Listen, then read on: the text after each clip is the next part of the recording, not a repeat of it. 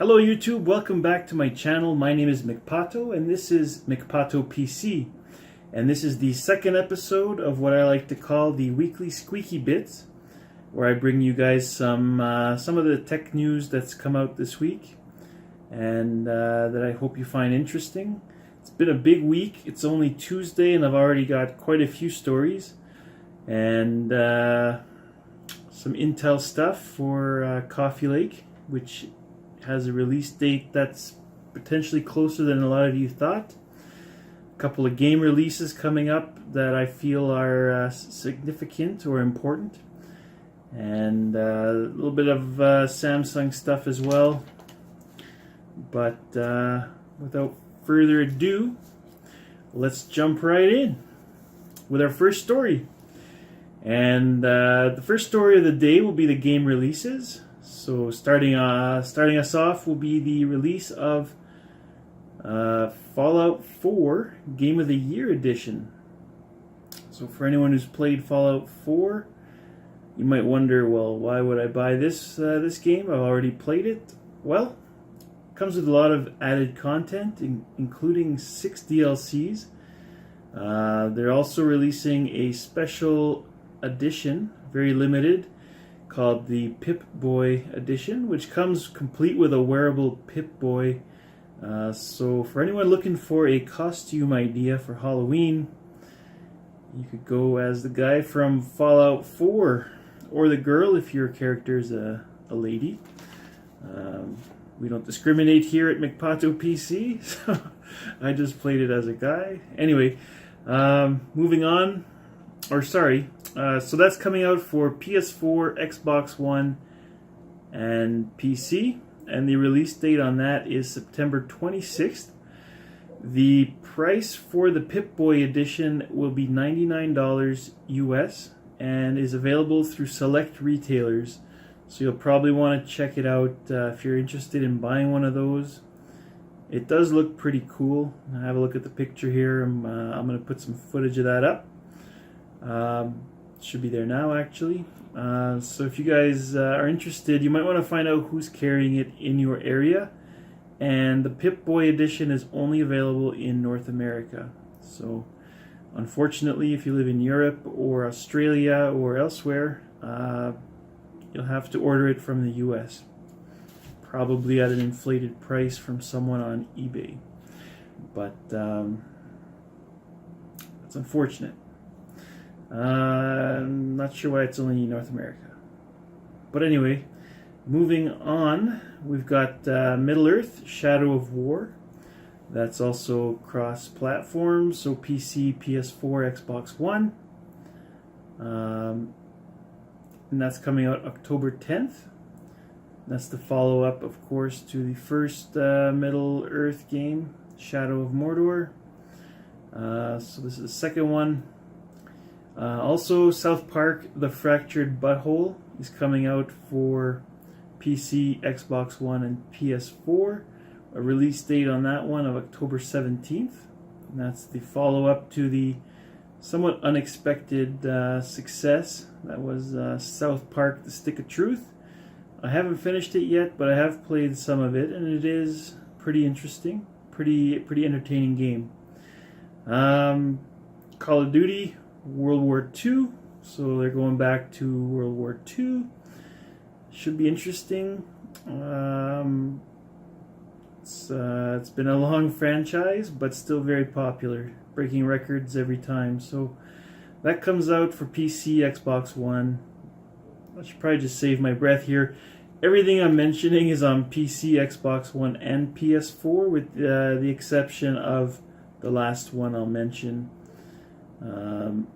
So again, November 3rd, Call of Duty World War II. Star Wars Battlefront 2 is coming out as well on November 14th.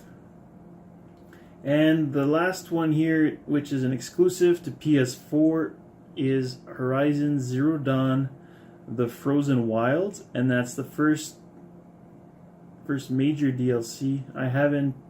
I don't recall any other DLC, so it's the first major DLC for Horizon Zero Dawn, which of course is hugely successful.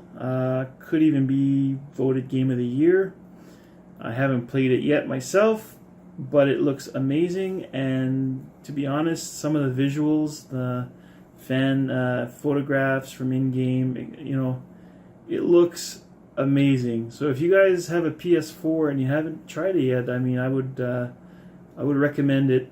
I'll probably pick it up around Christmas or Black Friday myself, and I'll probably pick up this expansion. Not a lot's known. I'll put a link in the description, of course, from PlayStation.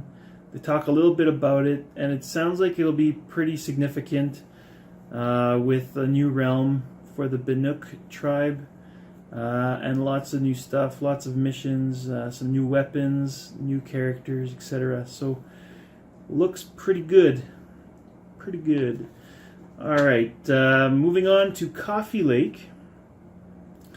Not sure if you guys are anticipating yet another release from Intel, with Kaby Lake being the most recent, but Coffee Lake is coming out sooner than I thought. It's coming out actually October 5th. This according to some leaked information. And recently as yesterday, I believe, Canadian tech journalist Carl Morin took advantage of his opportunity to run Cinebench benchmark at an event for HP. At the event, he located an HP Omen PC that was running an unreleased i7-8700K, which is of course Coffee Lake.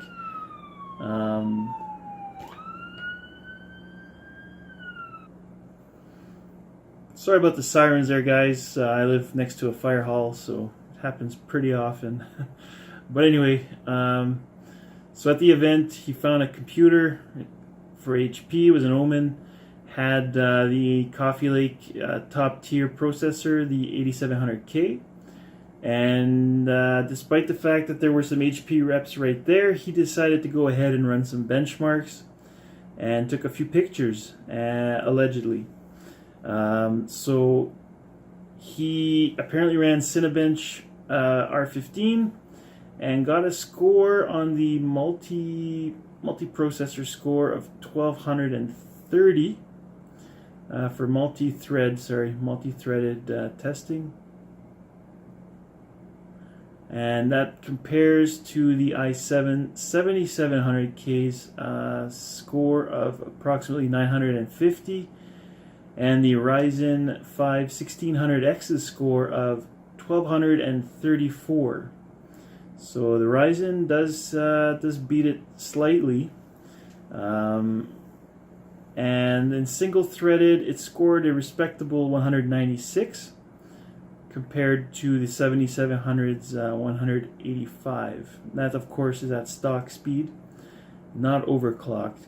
You can definitely get 196 with a 7700 as well, so definitely not out of reach. According to several sources, it appears the physical design of the CPU matches that of current 7700Ks. And something that begs the question, why is Intel using a new socket, the 370 versus the 270, or 300 series versus the 200 series of Kaby Lake for the Coffee Lake processors. The link is, of course, in the description below. The article seems to suggest that this processor is outstanding in performance. I am a little more cautious. It does feature 6 cores, 12 threads instead of the regular 4 core, 8 threads of previous i7s. So, you know, when you factor in those extra cores and threads, I'm not impressed, to be honest. There's also a breakdown of the full lineup. I'll put a link in the description below, but for your immediate reference, have a look here. As you can see, there's the i7 6700K at the top, featuring 6 cores, 12 threads base clock of 3.7 gigahertz, and turbo on all cores of 4.3, and on one core turbo of up to 4.7. Has 12 megabytes of level 3 cache, and will sell for approximately 388 euro or 464 US dollars, though that price includes the value-added tax or the VAT in Europe, so not sure how much that factors in or adds to the price, but that does seem a little high considering you can currently buy the i7 7700K in the US for $334. So there is that. There's also an i7 8700 with 6 cores, 12 threads, slightly lower base clock, lower turbo, etc. It sells, or is expected to sell, for 327 euro or 391 US dollars approximately. Then we go into the i5 lineup, the i5 8600 with 6 cores, 6 threads, the i5 8400 with 6 cores, 6 threads, and the i3 series has 3 SKUs, with the top SKU being an i3 8350K, 4 core, 4 thread, with a base clock of 2.8 gigahertz, turbo on all cores of 3.8, and on one core up to 4 gigahertz. The little guys in the i3 feature 8 megabytes of level 3 cache and are expected to sell, this is for the 8350K, is expected to sell for 189 euro or $226 US. And the bottom SKU is the 8100, which is expected to sell for 123 euro or $147 US. Moving on, again, there's a bunch of information in the description. Feel free to have a look at the links. Ton of information there. I recommend it highly. As you know or may not know, the Coffee Lake will require a new motherboard known as the 300 series, with the top of the line performance being the Z370. I'm going to put a couple pictures here for you guys. MSI boards. The first one's a sort of a value board, the 370 crate, and then the MSI Godlike, I believe, 370. It is worth noting, and I'll just put a link in the description, I won't get into it too much, but the 370 series is coming out now, and there's talk that Intel will release an update to the 300 series in the second half of 2018, and it'll be known as the 390 series for performance enthusiasts. Not sure what's going to change or the compatibility of the processors and motherboards, but that's something to consider, and definitely I would keep my eye out for more information on that. And again, that's in the description. Definitely have a look.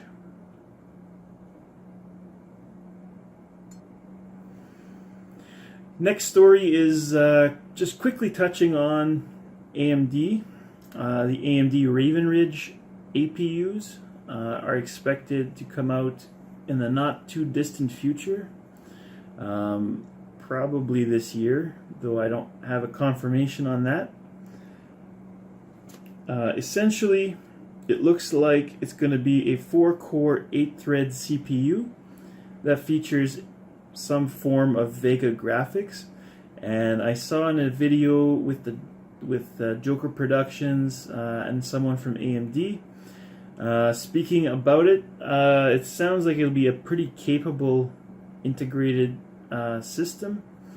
So basically it would be able to perform according to the interview with the AMD representative. It should be able to do AAA titles at 1080p, no problem, and esports possibly, at higher resolutions.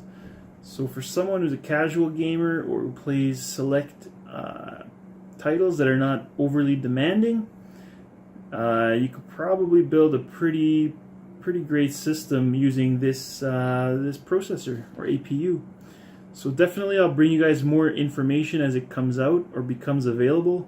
That's what I have right now, and that's from August, so stuff should start leaking out soon, and I'll keep you guys up to date absolutely with regards to that. And for our last story in this week's episode of Weekly Squeaky Bits, we're just going to cover quickly the upcoming Samsung Galaxy Note 8. That's actually up for pre-order right now, so you can pre-order that. It's coming out officially September 15th in the US and Canada, as well as the UK, and September 22nd for a release in Australia. The current price is expected to be $929 US, 869 British pounds, and 1,499 Australian dollars. It's bringing a couple of new features to the table, including a 6.3-inch Infinity display, a 6 gigabyte upgrade to the memory, or total memory of 6 gigabytes of RAM. It's coming with a dual camera on the back. Looks pretty good, as well as the S Pen that everyone loves. That's coming back as well. Alright guys, we're going to wrap it up there. That's all the tech news besides the Apple stuff, and there's actually quite a bit of Apple stuff to cover, so this video is long enough. So we're going to call that the end of Weekly Squeaky Bits 2, and thanks for tuning in, guys. I really appreciate all your support. Look for more content coming from me next week. And until then, I'm McPato saying good night.